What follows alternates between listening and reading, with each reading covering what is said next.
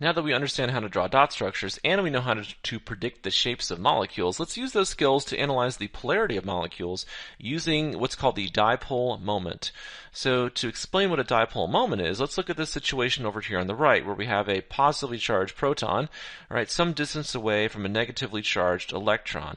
And let's say they're separated by a distance of d here. We know that a proton and an electron have the same magnitude of charge. So both have a magnitude of charge Q equal to 1.6 times 10 to the negative 19. So, of course, a proton would have positively charged Q, so let's go ahead and make this a positively charged Q, and an electron would have a negatively charged Q, like that. If we were to calculate the dipole moment, right, the definition of a dipole moment, symbolized by the Greek letter mu, dipole moment is equal to the magnitude of that charge, q, times the distance between those charges, d. So mu is equal to q times d. And we're not really going to get into math in this video, but if you were to go ahead and do that calculation, you would end up with units of debye. So you'd get a number, and that number would be in debye here. So we're more concerned with analyzing dipole moments in terms of the molecular structure. So let's go ahead and look at the dot structure for HCl. All right, so if I look at this covalent bond between the hydrogen and the chlorine, I know that that covalent bond consists of 2 electrons. And chlorine is more electronegative than hydrogen, which means that those 2 electrons are going to be pulled closer to the chlorine. So I'm going to go ahead and show that here with this arrow. All right, the arrow is pointing in the direction of movement of electrons, if you will. So those electrons in yellow are going to move closer towards the chlorine. So chlorine is going to get a little bit more electron density around it, and so we represent that with a partial negative charge. All right, so I'm going to do a lowercase Greek delta here, and it's partially negative since it has increased in electron density. That's one way of thinking about it. And since hydrogen is losing a little bit of electron density, right, it's losing a little bit of negative charge, and so it is partially positive. So we can go ahead and draw a partial positive sign here. And so we're setting up a situation where we are polarizing the molecule, right? So this part of the molecule over here on the right, is increasing in electron density, and so that is our partial negative side. That's one pole. And then this other side here, is losing some electron density, and so it's partially positive. So we have it like that. So that's where the positive sign comes in. You can think about on this arrow here, this little positive sign giving you the distribution of charge in this molecule. And so you have these 2 poles, a positive pole and a negative pole. And if you think about those 2 poles as having a center of mass, you could have a distance between them, and you could calculate the dipole moment for this molecule. And so when you calculate the dipole moment for HCl, mu turns out to be equal to approximately 1.11 debye.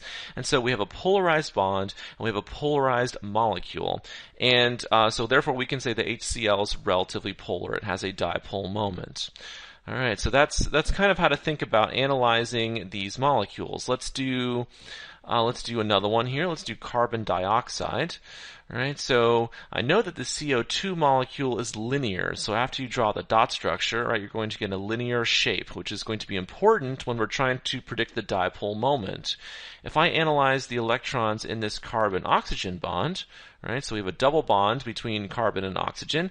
Oxygen is more electronegative than carbon, so oxygen is going to try to pull those electrons closer to itself. And so we can go ahead and draw our arrow or our vector pointing towards the right here. And so we have a bond dipole situation here. On the left, we have the exact same situation, Oxygen is more electronegative than carbon, and so these electrons are going to be pulled closer to this oxygen. So we draw another arrow or another vector in this case.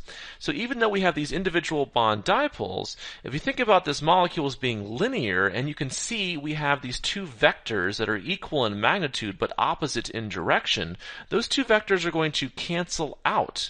And therefore, we would not expect to have a dipole moment for the molecule. There's no molecular dipole here, so mu turns out to be equal to 0. A simplistic way of thinking about this would be like a tug of war, You have these really strong atoms, if you will, these oxygens, but they're equally strong, and if they're pulling with equal force in opposite directions, it's going to cancel out. So the individual bond dipoles cancel out, and so there's no overall dipole moment for this molecule, and carbon dioxide is considered to be nonpolar. Let's go ahead and analyze a water molecule over here on the right. So the electrons in this covalent bond between the hydrogen and oxygen is more electronegative than hydrogen, so those electrons are going to be pulled closer to the oxygen, right? Same thing for this bond over here. And we also have lone pairs of electrons on our central atom to think about, and that's of course going to increase the electron density going in this direction for that lone pair, and in this direction for that lone pair. And so even though we know the geometry of the water molecule is bent, and it's hard to represent that on this two-dimensional surface here, if you use a molymod set, you will kind of see that your net dipole moment, right, would be directed upward in this case. And so the individual bond dipoles are going to add to give you a molecular dipole, in this case pointed up, and so therefore you're going to have a dipole moment associated with your water molecule. So mu turns out to be approximately 1.85, and we can consider water to be a polar molecule. All right, let's do two more examples. So on the left is CCl4, or carbon tetrachloride.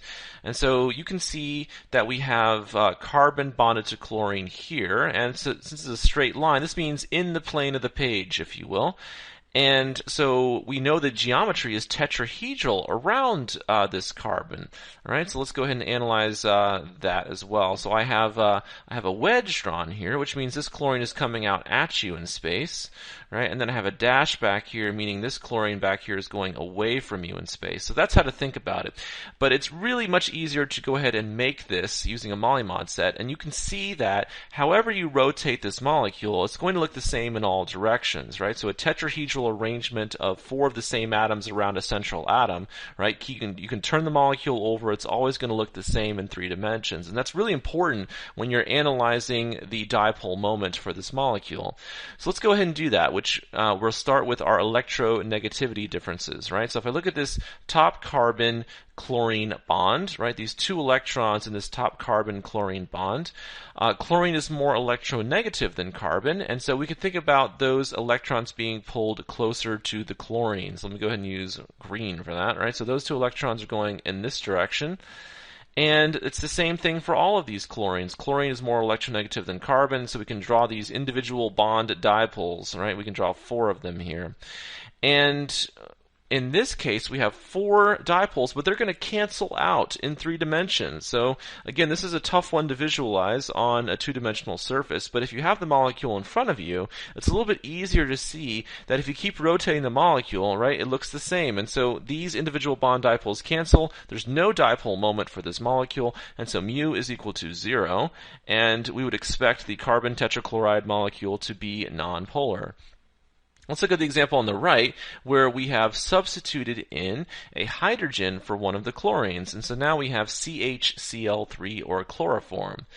So now if we analyze the molecule, right, so let's think about this bond in here, right? Carbon is actually a little bit more electronegative than hydrogen, so we can show the electrons in that bond in red moving towards the carbon this time.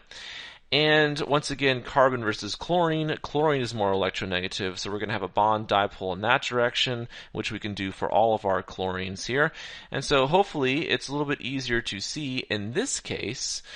Right? In this case, the individual bond dipoles are going to combine to give you a net dipole located in the downward direction for this molecule. So I'm attempting to draw the molecular dipole, right? The dipole for the entire molecule going a little bit down in terms of how I've drawn this molecule. And so since we have a hydrogen here, right, there's no upward pull in this case to balance out the downward pull. And so we would expect this molecule to have a dipole moment. And so mu turns out to be approximately 1.01 for chloroform. So it is certainly more polar than our carbon tetrachloride example.